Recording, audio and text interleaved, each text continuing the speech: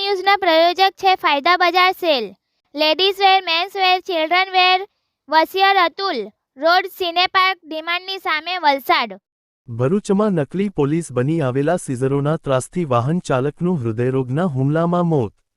ભરૂચ જિલ્લામાં વાહન સીઝર કરનારા તત્વોનો આતંક હવે નિર્દોષ લોકોનો જીવ લઈ રહ્યો છે.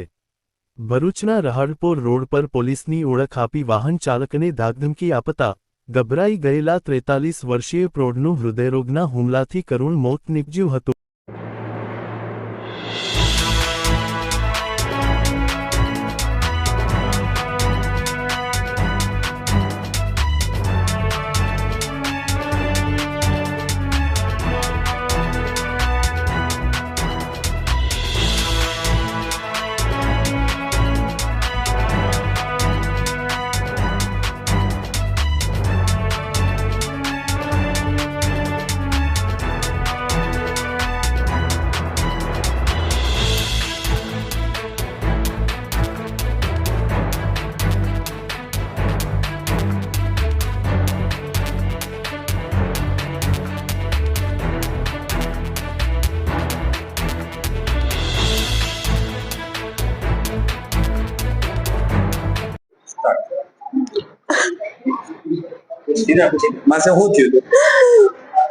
મને મારા હસબન્ડ સ્કૂલે લઈને આવતા હતા. રસ્તામાં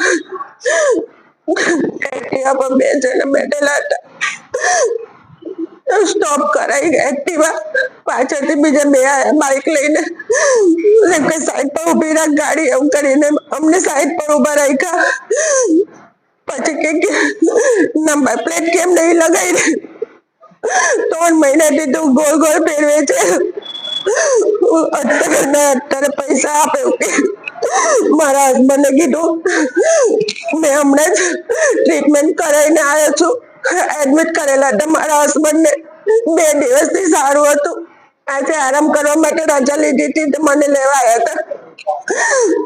પોલીસના માણસો હતા અને પૈસાની માંગણી કરતા હતા. એટલામાં મારા હસબન્ડને ફાઇલ બતાવી. એ લોકોએ સાંભળ્યું નહીં. મેં કીધું 108 વાળાને ફોન કરો, મારા હસબન્ડને કઈ થઈ ગયું છે. એમને માથું નાખી દીધું.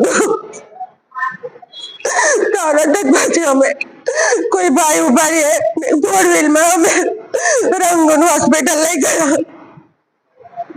ત્યાં ડોક્ટરે ના પાડી દીધી. મારું નામ નિકિતેશ બિપિનચંદ્ર મોદી છે. હું આ મરનાર વ્યક્તિનો મોટો ભાઈ છું. જે હું નોકરી પરથી નીકળીને આવતો હતો, રસ્તામાં મારી પર ફોન આવ્યો કે તમારા ભાઈની તબિયત એકદમ ખરાબ થઈ ગઈ છે.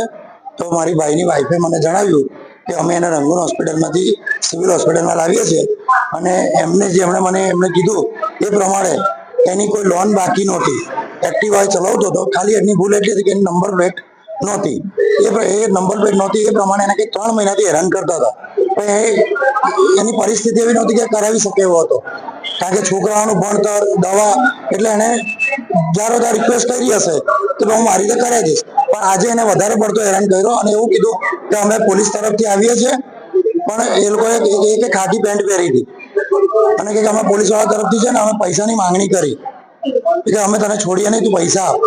તો મારા ભાઈ એવું પણ કીધું કે ભાઈ મારી તબિયત નથી સારી, મારી ઓલરેડી દવા ચાલે છે, હું હાર્ટનો પેશન્ટ છું, તમે મારી કન્ડિશન સમજો. પણ કોઈ સમજવા તૈયાર નથી. બસ પૈસાની પાછળ જ દોડતા હતા. તો આવું ક્યાર સુધી ચાલશે? હવે કેટલા નિર્દોષોની હત્યા કરશે આ લોકો?